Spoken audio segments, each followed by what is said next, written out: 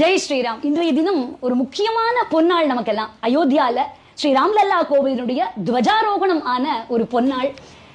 இந்த திருக்காட்சியை பார்க்கும்போது எத்தனை வருஷ தாபம் பூர்த்தியான ஒரு திருநாளாக நம்ம எல்லாரும் கொண்டாடுறோம். நகரே ஹோ அயோத்தியாசி रघुकुल सागराना हो चरणु हो राघव के जहाँ मेरा ठिकाना हो.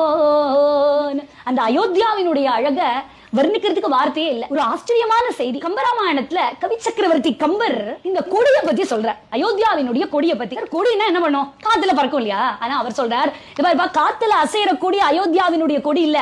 அந்த கொடி என்ன செய்கிறதா? விண்ணுல வானத்துல இருக்கக்கூடிய தேவர்களையும் கூட இங்க வந்து பாரு, உங்க ஸ்வர்கலோகத்தை விட அற்புதமானது இந்த அயோத்தியா என்று வானவர்களை கைத்தட்டு அழைக்கிறது இந்த அயோத்தியாவினுடைய கொடிங்கிறார்.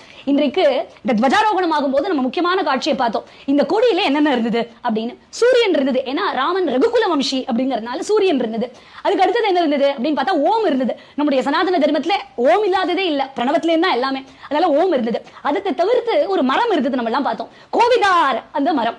அதுல வால்மீகி ராமாயணத்துல ஒரு அழகான இடத்துல வரும், கோவிதாரத்வஜோரதே அப்படின்னு. அது என்ன கோவிதாரத்வஜோரதே? அந்த அயோத்தியாவினுடைய அந்த மரம் தான் கோவிதார். அந்த கோவிதார் மரம் அந்த கொடியில இருக்கான். அது எப்பேற்பட்டதான் தேவர்கள் கூட கிடைக்காத கற்பக விருட்சமா அந்த மரம்.